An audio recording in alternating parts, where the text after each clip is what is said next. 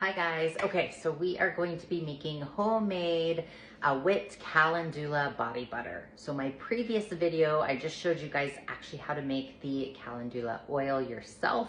So now we're going to be making the body butter. Super simple. Let me show you how it's done.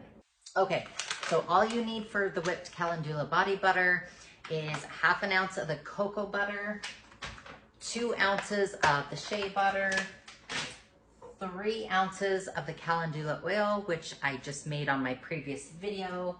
And I'm gonna be doing 2 teaspoons of the vitamin E oil here. This also is a little bit of a blend with a jojoba oil and a rosehip oil blend, one of my favorites.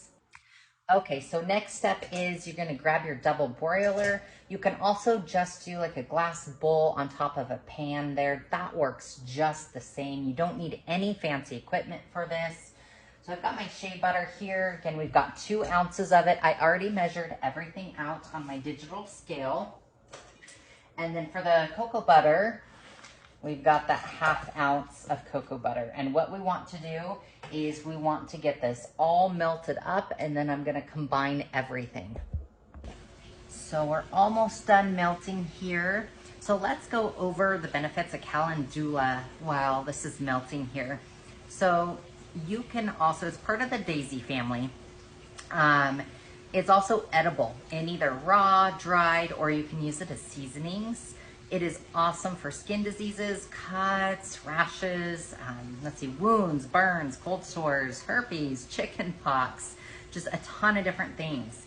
Acne, sunburns, even diaper rash, okay?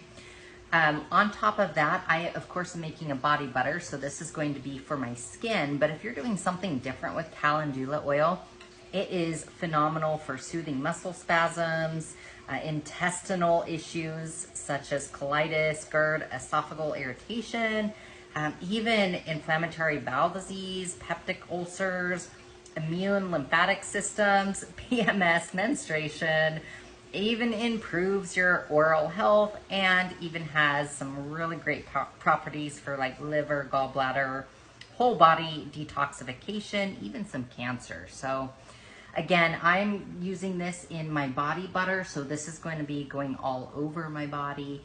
I can do some other videos for you guys on doing tinctures with Calendula as well.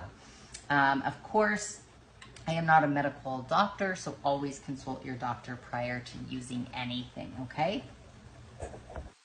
Okay, so now my mix is all melted here. We're gonna dump it into a bowl that can actually fit in the freezer, you guys, because we're gonna be putting this in the freezer for about 10 minutes.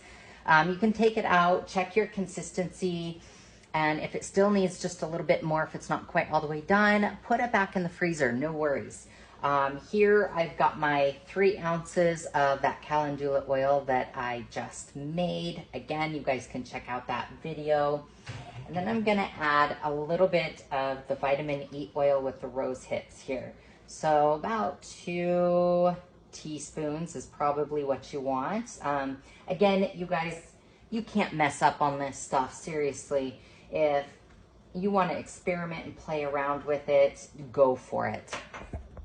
All right, so it's been in the freezer. I kept it in there for about 12, 13 minutes. So one cool thing with this, if you start mixing it up and it's not the consistency you want, put it back in the freezer.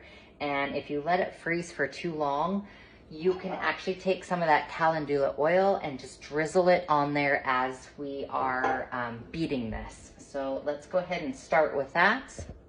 So one thing I want to mention while I'm doing this is you want to go a couple minutes. You want to start out at a low setting, and then after about a minute, then you can increase it. And I'm still going, but it's just a beautiful color here.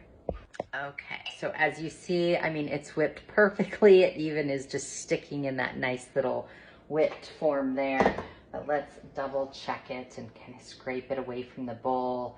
Yeah, this is just beautiful consistency. So super easy, you guys. This yields about 8 ounces. And I have 2 4-ounce jars here that I put them in. And again, this is for me.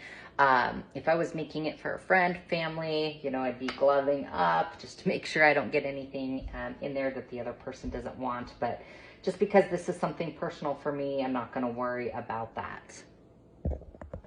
Okay, so now we have this beautiful body butter.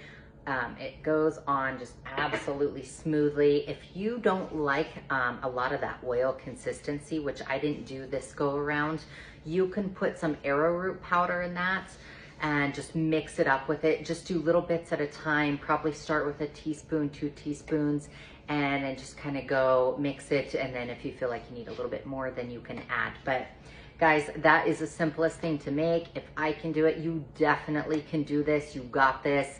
If you liked this video, please like and share. Comment if you made your body butter. I love hearing stories or what kind of oils you guys use. So thank you so much for tuning in.